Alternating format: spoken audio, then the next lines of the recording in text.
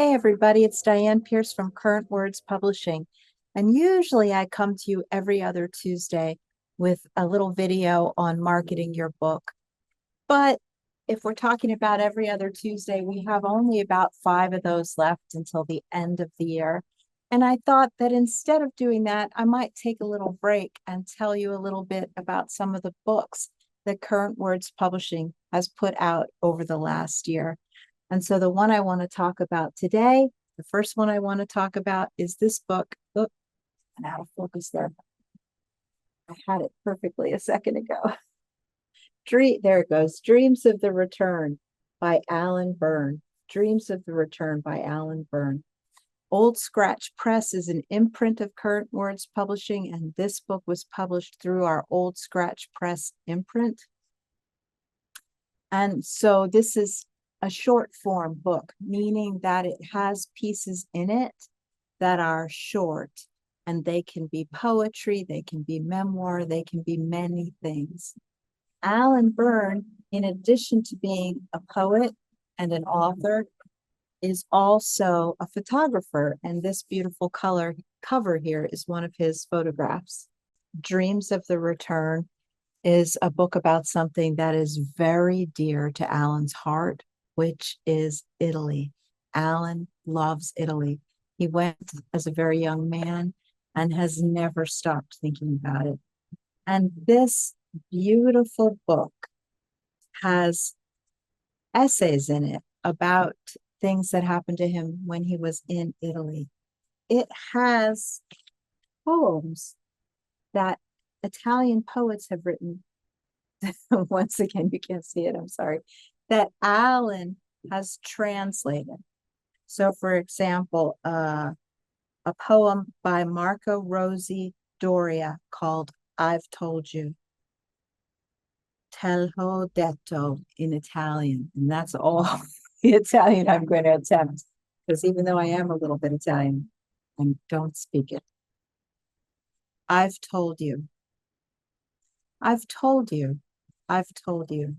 The husbands were captured by ambitions, by scams, and the wives I don't know. The daughters, though, they came to ask about this house so full of light, left just like this. Alan has translated that from the original Italian, and in the book, see if I can get a good look at it. I have to get it in just the right spot. You can see that he has the English and then the Italian translation below. So if you're interested in finding out about Italian poetry, you can find out about it because there is some in this book.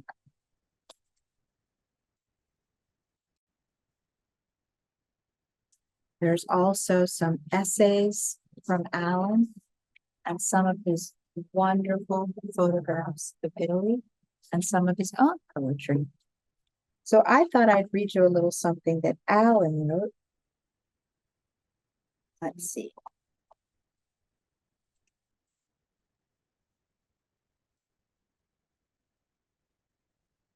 Pavesi encircling. Vera la morte e avrà il tuo occhi. Death will come and will have your eyes. Pavesi encircling. Late winter at the Sacro Monte of Cray. Winter visitors are few, the air fresh, often with a cold wind.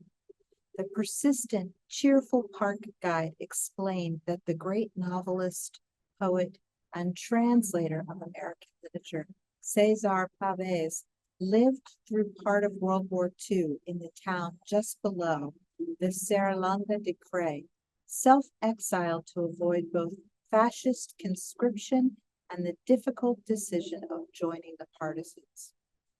And depressed again, dumped again by a woman he loved, solitudinous again.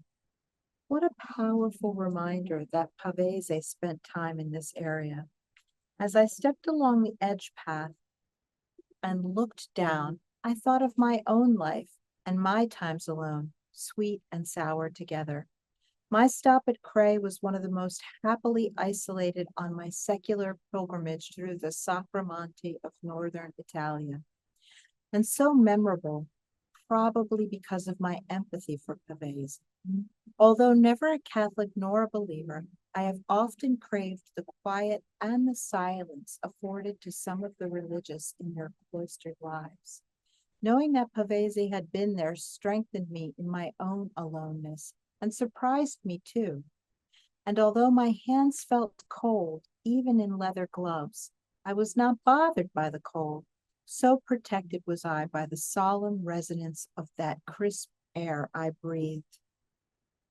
And I chose to have my morning cafe and eat my lunch in the meager Cray bar and buy minimal provisions there for my dinner as well. That way I could remain in the quiet of the Sacro Monte throughout the days and nights I was there. Down below in the Sierra de Cray, perhaps Pavese's asthma had been less cruel, and often he might have walked up the hillside, and if so, certainly in mud.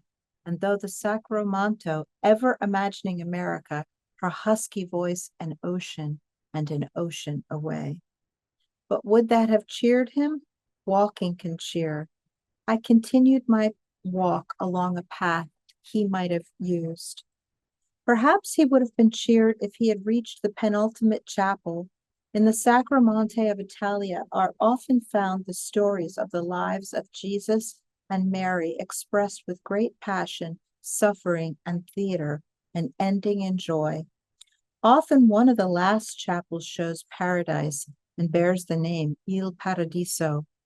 But this was Pavese. He might have favored the view out from the little covered terrace around the chapel.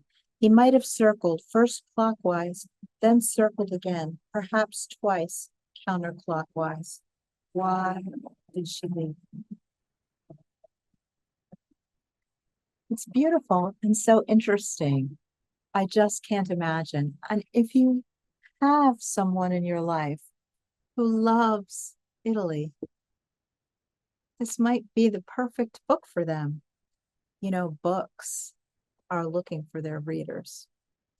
And that's what you're doing when you try to market your book. You're trying to find the readers for your book. Alan's book, with its beautiful stories and poems and its beautiful photos, is a really, it's like a vacation, but it's like an emotional vacation, I think. You know, it feels like it brings so much out of my heart whenever I read it. And I think that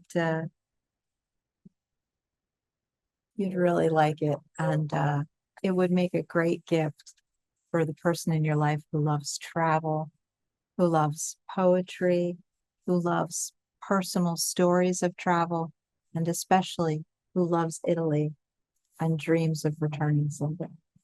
Dreams of the Return by Alan Bern. And you can get it, you know, on Amazon. You can get it on Barnes and Noble. Any place where you can get a book, you can get this one. So give it a try, give it as a gift, and help somebody find a book that they're going to love and help a book find its reader. Thanks.